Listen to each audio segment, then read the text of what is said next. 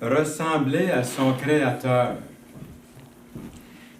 Dans Genèse 1,26, il est écrit, Dieu dit, faisons l'homme à notre image, selon notre ressemblance. J'ai beaucoup aimé une question qui est posée, vous pouvez aller vérifier sur Internet, dans godquestions.org, peut-être vous connaissez déjà ça. Et, il posait la question, que signifie que l'homme soit créé à l'image de Dieu, selon Genèse 1, 26 et 27? La réponse, Dieu parachève la création avec une touche personnelle. Dans le verset 7 de Genèse 2, le Seigneur Dieu modela l'homme avec de la poussière prise du sol.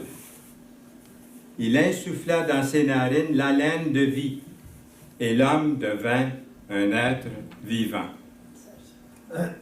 Alors, je continue à vous citer, puis en même temps, vous le voyez à l'écran. En conséquence, l'homme est unique parmi les créations de Dieu, selon cet article qui est très bien fait, ayant à la fois une part matérielle, corps, et une part immatérielle, âme, esprit. Être à l'image ou à la ressemblance de Dieu signifie, en termes simples, que nous étions créés pour ressembler à Dieu. Adam ne ressemblait pas à Dieu dans le sens où Dieu aurait chair et sang. Les Écritures disent que Dieu est esprit. Il existe donc Dieu sans corps.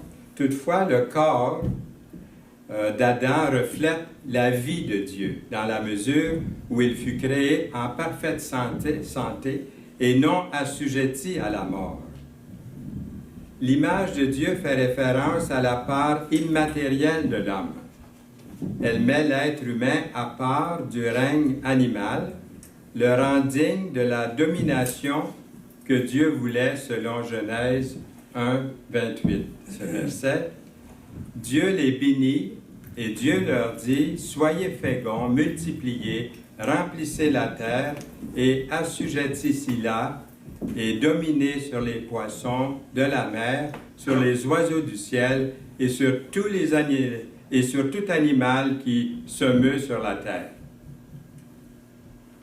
Et Dieu rend capable l'homme d'entrer en communion avec son Créateur. C'est une ressemblance mentale, morale et sociale. Au niveau mental, l'homme fut doté de raison et de volonté. En d'autres mots, il peut raisonner et choisir. C'est un reflet de l'intellect et la liberté de Dieu. Chaque fois que quelqu'un invente une machine, écrit un livre, peint un paysage, apprécie une symphonie, fait une addition, nomme un animal de compagnie, il proclame le fait qu'il est à l'image de Dieu. Au niveau moral, l'homme fut créé, justice et tout à fait innocent, un reflet de la sainteté de Dieu. Dieu vit tout ce qu'il avait fait, ce qu'il avait créé, y compris l'humanité, et déclara que c'était très bon. Dieu vit tout ce qu'il avait fait, nous dit l'Écriture, et voici cela était très bon. Genèse 1, 31. Les choses parfaites, là, c'est pour Dieu. Parfait, c'est pour Dieu.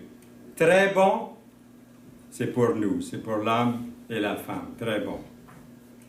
Notre conscience, ou boussole morale, est un vestige de cet état initial. Chaque fois que quelqu'un écrit une loi, refuse le mal, loue un bon comportement ou se sent coupable, il confirme le fait qu'il est à l'image de Dieu. Socialement, l'homme est fait pour les relations. Cela reflète la nature trinitaire et l'amour de Dieu. En Éden, la relation principale de l'homme fut avec Dieu. Genèse 3, 8 sous-entend la relation avec Dieu. Nous lisons dans le verset 8 du chapitre 3 de Genèse. Alors ils, Adam et Ève, entendirent la voix de l'Éternel, Dieu qui parcourait le jardin vers le soir. Et l'homme et sa femme se cachèrent loin de la face de l'Éternel Dieu, au milieu des arbres du jardin. L'Éternel Dieu dit, « Il n'est pas bon que l'homme soit seul. Je lui ferai une aide semblable à lui. » Au verset 18 du chapitre 2 de Genèse. Chaque fois que quelqu'un épouse une femme, fait un ami, serre un enfant dans ses bras ou va à l'église, comme c'est le cas ce matin, il démontre le fait qu'il est à l'image, à la ressemblance de Dieu.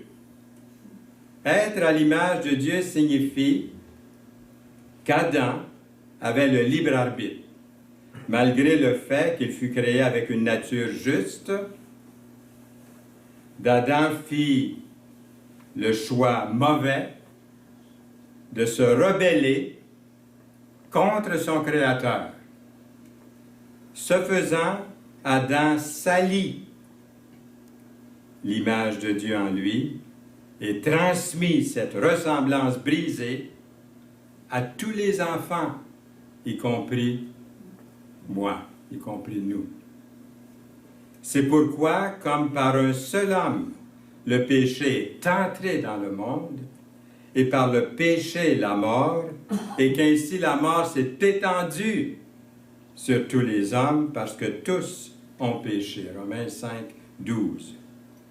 Aujourd'hui, nous portons encore l'image de Dieu,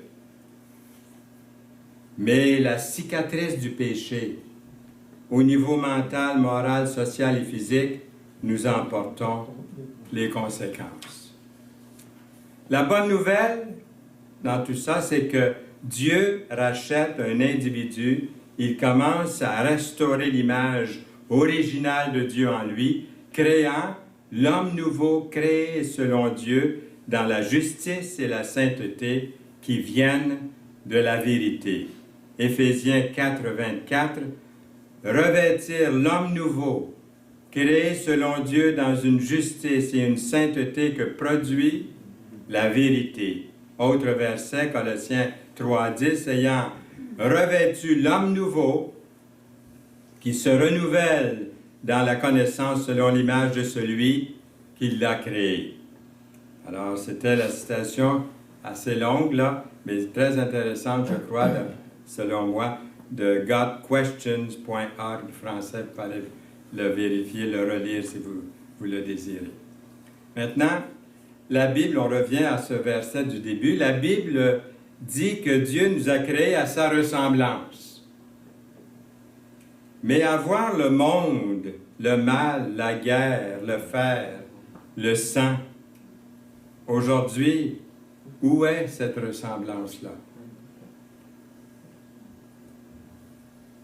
L'être humain a besoin d'être transformé s'il veut ressembler à son Créateur. Lorsqu'on s'en remet au plan éternel de Dieu pour notre vie et qu'on s'en remet à ses méthodes de travail, nous pouvons être transformés à son image. Connaissez-vous les 4 lois spirituelles? En avez-vous entendu parler? J'aimerais qu'on révise très rapidement ce que j'ai utilisé autrefois et encore quelques fois aujourd'hui. La première loi, je ne lirai pas tout, simplement les choses principales. Dieu vous aime. Il a un plan merveilleux pour votre vie. Voyez-vous, comme il y a des lois physiques dans l'univers, il y a aussi des lois spirituelles qui régissent notre vie.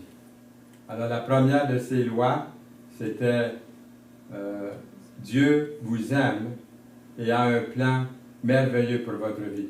Il y a ce verset qui dit « Car Dieu a tant aimé le monde qu'il a donné son Fils unique, afin que quiconque, mettez votre nom ici, croient en lui ne périssent point, mais qu'il ait la vie éternelle. Cet autre verset qui dit, Jésus dit, je suis venu afin que les brebis aient la vie et qu'elle soit dans l'abondance, une vie complète et ayant un sens. Pourquoi la plupart des gens ne font-ils pas l'expérience de cette vie abondante? La deuxième loi, l'homme est pécheur, séparé de Dieu, il ne peut donc ni connaître ni expérimenter l'amour de Dieu et son plan pour sa vie. L'homme essaie continuellement d'aller à Dieu par ses propres moyens. Romains 3, 23 dit « Car tous ont péché et sont privés de la gloire de Dieu. » Le péché est une attitude de révolte ou d'indifférence à l'égard de Dieu. L'homme est séparé de Dieu, car le salaire du péché, c'est la mort. Mais regardez ce qui est écrit après. Mais le cadeau, le don gratuit, prend la peine de rajouter le mot gratuit de Dieu, c'est quoi? C'est la vie éternelle en Jésus-Christ notre Seigneur. La troisième loi, mais avant de passer à la troisième loi, c'est très important ce que nous voyons ici.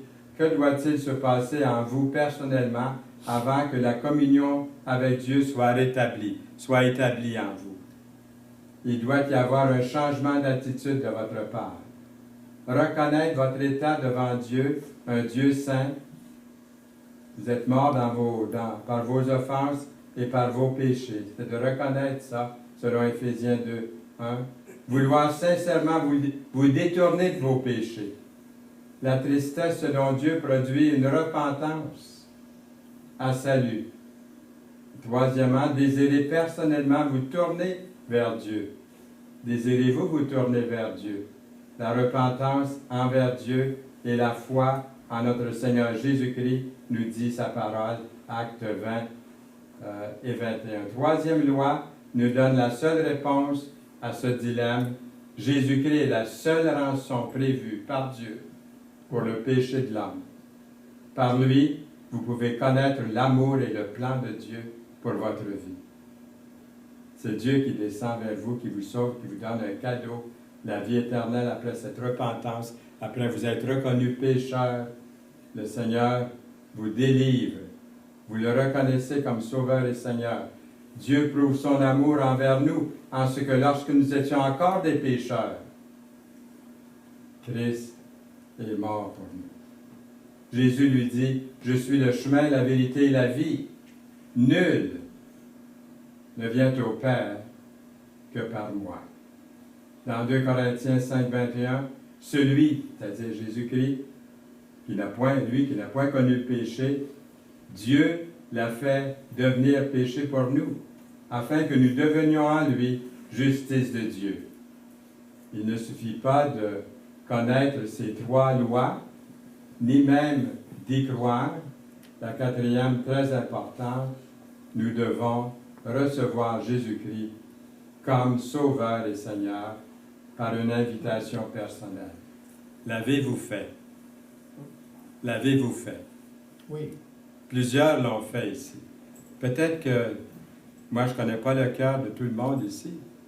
Peut-être un jeune, plus âgé, n'a pas encore l'assurance de son salut. Ce matin, vous avez l'occasion merveilleuse de venir à lui. Et ceux qui connaissent déjà le Seigneur prient pour vous en ce moment, afin que votre cœur s'ouvre à sa parole. Le Seigneur vient régner. Vous voyez, je vais revenir plutôt ici. Vous avez le moi, l'ego qui est sur le trône de votre vie avant de venir à Jésus. Une fois que vous l'invitez, c'est Jésus-Christ qui prend la place et qui met de l'harmonie dans votre vie.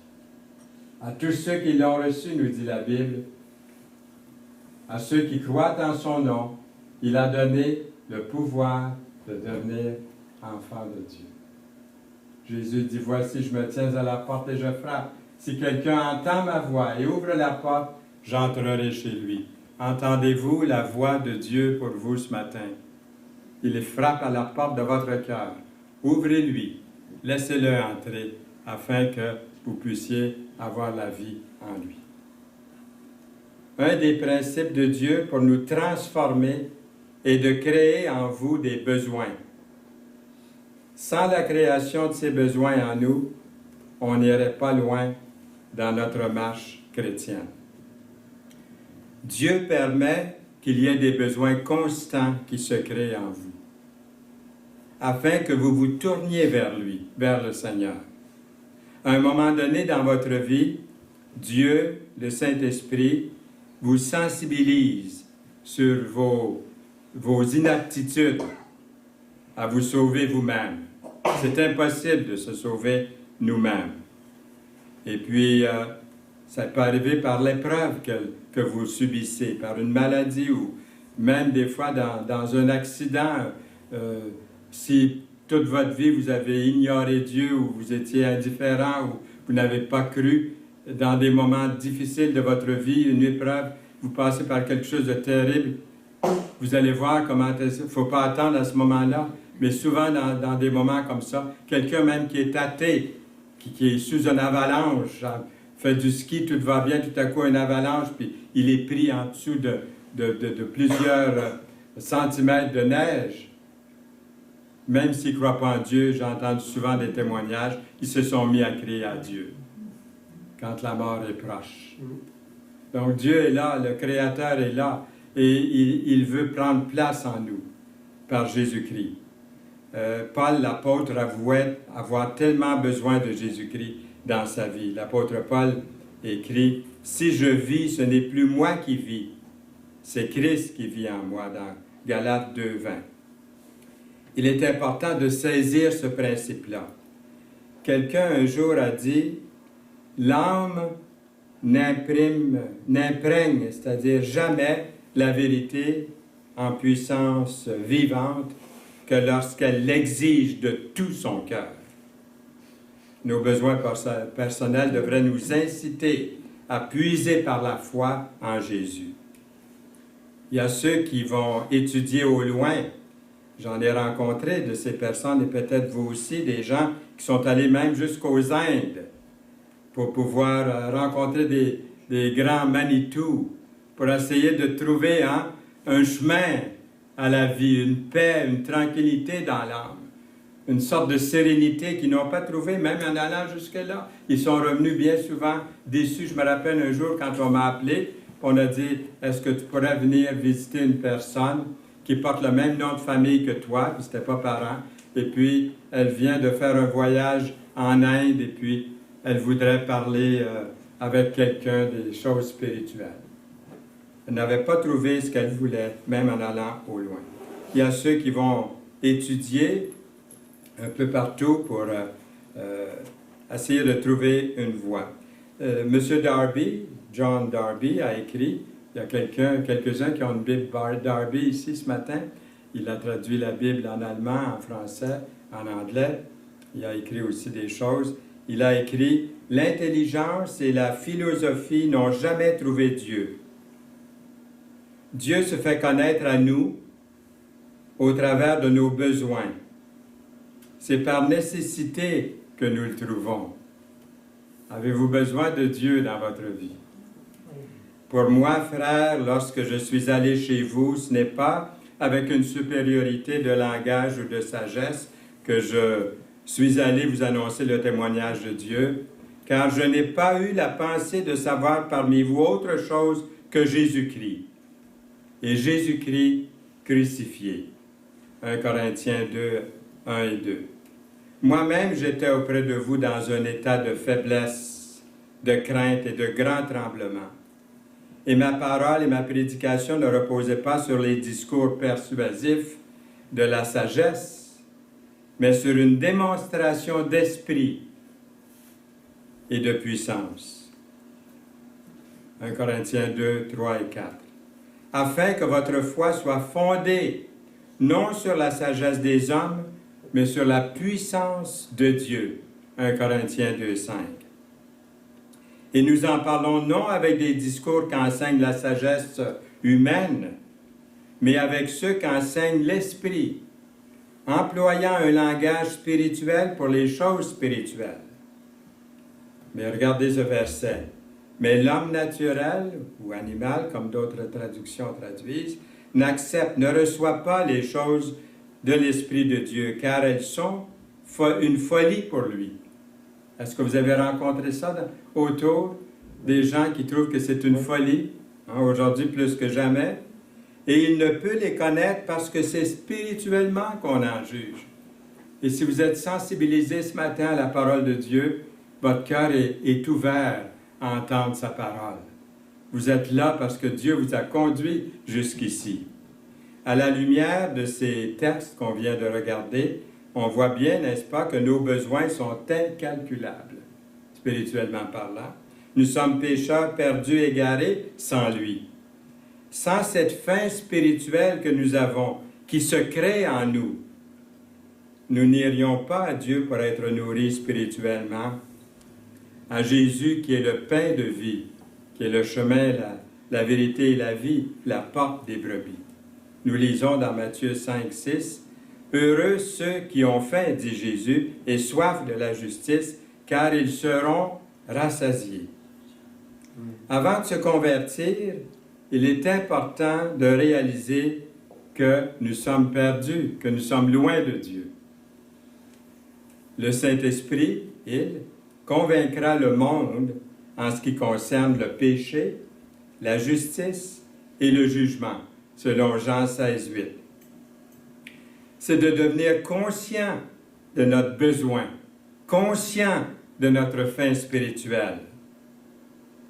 Prendre conscience de ce besoin dans notre vie. Watchman Nee, que je cite assez souvent, j'aime beaucoup cet auteur, un Chinois qui a été missionnaire en Chine, il cerne bien le problème lorsqu'il dit « Dieu ne nous a pas établis ici premièrement pour prêcher ou même témoigner, mais il nous a placés ici premièrement pour créer chez les autres une faim pour Dieu. » Je trouve ça merveilleux, cette citation-là.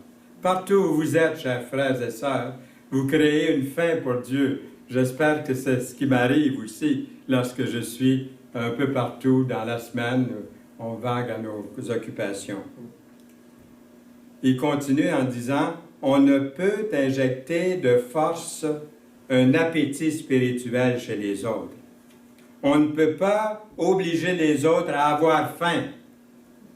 La faim doit être créée, et cette faim sera créée chez les autres seulement au travers de ceux qui sont imprégnés de Dieu. » Nous avons quelque chose pour la vie chrétienne ici, pour nous qui avons le Seigneur dans notre vie. Vous connaissez Leighton Ford.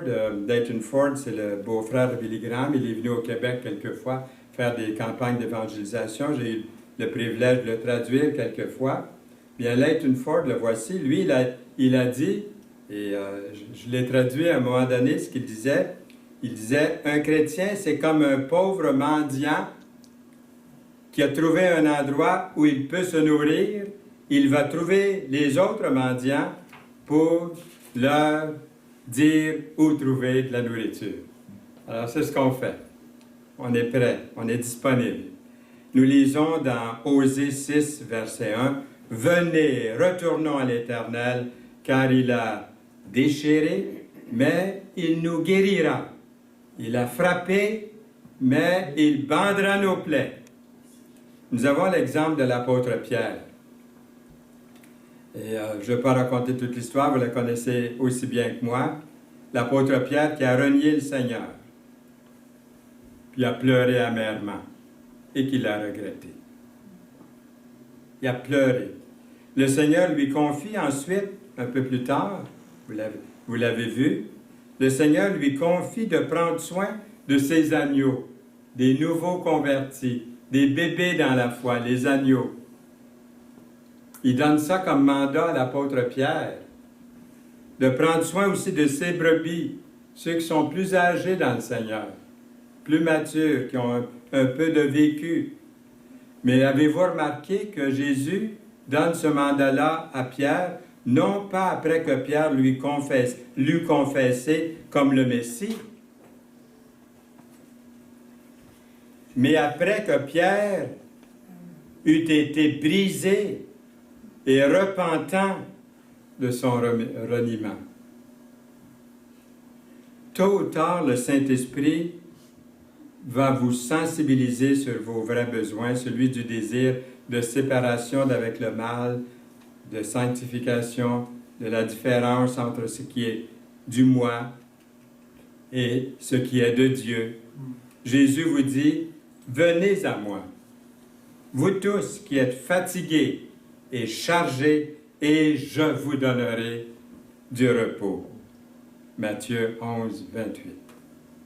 Après avoir reçu la paix de Dieu, résultat d'avoir été pardonné et justifié, vous réalisez tout à coup votre besoin de vivre une nouvelle vie, en nouveauté de vie, que la Bible appelle, elle, la sanctification. C'est comme ça qu'elle l'appelle. C'est le résultat d'une croissance chrétienne normale de tous les temps. Notre moi est quand même le plus grand obstacle à cette croissance-là. Nous lisons dans Romains 7, 18, « Ce qui est bon, dit l'apôtre Paul, je le sais, n'habite pas en moi. » Il n'y a pas de point après ça. C'est-à-dire, dans ma chair. Il n'y a encore pas de point après ça. Il dit, il ajoute, « J'ai la volonté, mais non le pouvoir de faire le bien. » C'est un fait. C'est l'apôtre Pierre, l'apôtre Paul, un homme qui a fait toutes sortes de voyages missionnaires, qui a gagné des âmes à Dieu. Paul devait constamment puiser sa force à tous les instants, tous les jours, en Dieu, comme vous et moi. L'apôtre Paul. Relisez ce verset de l'apôtre Paul dans Romains 7, 18. Au verset 23 du même chapitre, il dit « Je vois dans mes membres une autre loi qui lutte contre la loi de mon entendement et qui me rend captif de la loi du péché qui est dans mes membres. » Et au verset 24, « Misérable que je suis, qui me délivrera de ce corps de mort? » Et là, il donne la réponse. « Grâce soit rendue à Dieu par Jésus-Christ. » Jésus-Christ habite en Paul. Et c'est grâce à lui que Paul peut dire, en levant la tête, dire « Gloire à Dieu, je suis sauvé, je suis son enfant, je suis racheté, pardonné. » Tous vos efforts personnels pour vous libérer de votre nature d'Adam ou d'Ève échouent. Et sans succès. Se pourrait-il que, par ce moyen négatif, Dieu, dans son grand plan d'amour divin, vous appelle à lui, à vous former, à vous transformer. Dieu permet ce moyen négatif pour vous amener à sa promesse positive de l'apôtre Paul, encore une fois, qui dit « Je suis persuadé que celui qui a commencé en vous cette bonne œuvre la rendra parfaite pour le jour de Jésus-Christ. » C'est pour quand, ça, le jour de Jésus-Christ? C'est pour bientôt, hein? Une fois que ça va arriver, ça va se faire tellement rapidement, on va dire, ça se fait tellement vite. Hein? C'est comme quand quelqu'un décède, puis il est malade pendant des mois et des années, puis quand il meurt, tout le monde dit, ça se fait tellement vite. On ne réalise pas quand même que il y a eu un temps. C'est pour ça qu'il ne faut pas perdre patience. Dans un instant, dans une seconde, nous serons dans la gloire. Cette bonne nouvelle, commencée en vous, dans Philippiens 1:6, a été amorcée premièrement par votre échec, et cela comprend tous vos points forts, toutes vos bonnes intentions, toutes les démarches effectuées à cet effort. Car c'est Dieu qui produit en vous le vouloir et le faire selon son bon plaisir. Philippiens 2:13. C'est pour la liberté que Christ nous a affranchis. Demeurez donc fermes et ne vous laissez pas mettre de nouveau sous le joug de la servitude. Nous servons de notre volonté pour croire, pour recevoir, nous servons de notre volonté. Mais ça prend autre chose que notre volonté pour accomplir ce que Dieu seul peut accomplir pour vous et en vous. Nous savons du reste que toute chose concourt au bien de ceux qui aiment Dieu, de ceux qui sont appelés selon son dessein. Romains 8, 28. Romains, le verset suivant. « car ceux qu'il a connus d'avance, il les a aussi prédestinés à être semblables à l'image de son Fils, afin que son Fils soit le premier-né de beaucoup de frères, de plusieurs frères. Votre objectif pour la vie n'est donc pas moins que Dieu lui-même en vous, par son Esprit. L'homme Dieu, Jésus-Christ, a passé avant vous. Il vous a précédé sur le chemin de la vie. Il a été vraiment en tout point et en tout lieu, il a été vainqueur pour vous en tout. Il a été vainqueur sur tout ennemi. Tout a été placé sous ses pieds. Ses mains sont tendues vers vous. Prenez la main du Seigneur, il est plus fort que votre plus grand ennemi. J'aimerais vous inviter ce matin, si ce n'est pas déjà fait, à venir à Jésus-Christ. Vous êtes prêts? Il vous a appelé, il vous a rendu jusqu'ici, afin que votre cœur s'ouvre à lui. Si vous ne l'avez pas encore fait, lui faire connaître votre plus grand besoin, votre besoin de vous approcher de lui, de croire en lui, de lui demander de prendre vos péchés, votre vie sur lui, à la croix, de l'expier, d'être votre Rédempteur, celui de croire en lui, celui de vous soumettre à lui. Vous dites, comment est-ce que je peux faire ça? Comment est-ce que je peux venir à Jésus-Christ? J'aimerais mentionner 3 choses rapidement. Premièrement, nous avons parlé de la repentance. La repentance, c'est de vous détourner de ce qui ne vous a pas donné cette nouvelle vie jusqu'à présent. Vous détourner de votre vie passée qui est une vie loin de Dieu, qui est une vie de péché. La repentance, c'est de vous tourner vers Jésus-Christ. Vous détourner pour vous tourner vers le Seigneur Jésus-Christ. Ensuite, la foi. La foi, c'est quoi? Dieu qui a créé l'univers, qui est un Dieu de puissance, est aussi un Dieu d'amour. Jésus a dit, en regardant la ville de Jérusalem, un jour, je vous rappelle les paroles de Jésus, il dit, comme j'aurais voulu vous rassembler, comme une poule rassemble ses petits poussins sur ses ailes. C'est un Dieu d'amour qui vous aime, qui veut vous amener à lui. Alors, la foi, c'est de croire que Dieu qui a créé l'univers peut et qu'il veut, qu'il désire vous sauver, vous prendre à lui. C'est ça la foi, c'est de mettre notre confiance entière en lui. Mais il reste une chose, et ce n'est pas la moindre, c'est la décision que vous devez prendre. Le Seigneur a dit, « Venez à moi, vous tous, qui êtes fatigués et chargés, et je vous donnerai du repos. » Voulez-vous venir à lui en cet instant? Aujourd'hui, pas attendre à demain, à ce soir, maintenant, là où vous êtes assis à votre place, si ce n'est pas fait. Et pour ceux qui regardent sur Internet, qui regardent cet enregistrement en ce moment, là où vous êtes, peu importe qui vous êtes, Dieu vous aime, vous appelle. Pourquoi ne pas l'inviter, ouvrir votre cœur et dire, « Seigneur, je viens à toi, je reconnais que je suis pécheur et perdu en moi-même et j'ai besoin de Jésus-Christ. Merci Jésus que tu entres dans ma vie, que tu me donnes ton esprit pour vivre chaque instant de chaque jour pour ta plus grande gloire. » Est-ce que c'est là votre prière aujourd'hui? Est-ce que vous l'avez fait sincèrement? Vous dites, qu'est-ce que je dois faire? Bien, j'aimerais vous suggérer, dans vos propres mots, vous pouvez lui parler. Et j'aimerais ici lire une prière que vous pouvez lui faire. Dans vos propres mots, Dieu connaît votre cœur. Il ne s'occupe pas de votre langage, mais bien de l'attitude de votre cœur. Et voici une suggestion de prière que vous pouvez faire pour l'inviter. On l'appelle souvent la prière de repentance.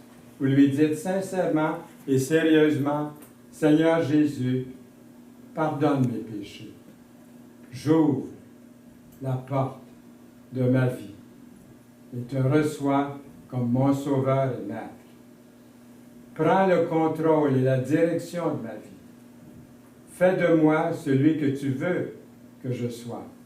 Merci d'être venu dans ma vie et d'avoir entendu ma prière, ainsi que tu l'as promis. » Comment être sûr que Jésus-Christ est dans votre vie? Avez-vous demandé à Jésus d'entrer dans votre vie? L'avez-vous fait avec sincérité? Alors, où est-il? Jésus a dit qu'il entrerait dans votre vie, vous aurait-il trompé? Alors où est-il maintenant? Sur cette autorité, vous appuyez-vous pour savoir qu'il habite en vous la véracité même de Dieu et de sa parole. Celui qui croit au Fils de Dieu a ce témoignage en lui-même. Celui qui ne croit pas Dieu le fait menteur, puisqu'il ne croit pas au témoignage que Dieu a rendu à son Fils. Et voici ce témoignage, c'est que Dieu nous a donné la vie éternelle et que cette vie est dans son Fils. Celui qui a le Fils a la vie. Celui qui n'a pas le Fils de Dieu n'a pas la vie. Je vous ai écrit ces choses afin que vous sachiez que vous avez la vie éternelle, vous qui croyez au nom du Fils de Dieu. Amen. Amen. Amen. Seigneur, merci pour cette vérité de ta parole qui est la plus grande de toutes. C'est une action d'amour incommensurable envers moi, envers chacun de nous ici ce matin. Mon cœur est ouvert, Seigneur, à ta parole, à Jésus-Christ, au Saint-Esprit, afin de marcher en cette nouveauté de vie pour la gloire de ton Fils. Amen. Amen. J'aimerais juste ajouter que la parole dit, si vous confessez de la bouche le Seigneur Jésus, et si vous croyez dans votre cœur qu'il est ressuscité, vous êtes sauvés. Alors confessez-le si ça a été fait. Appelez quelqu'un, dites à quelqu'un, j'ai reçu Jésus-Christ comme mon sauveur personnel aujourd'hui et je veux commencer à vivre en nouveauté de vie. Amen. Amen.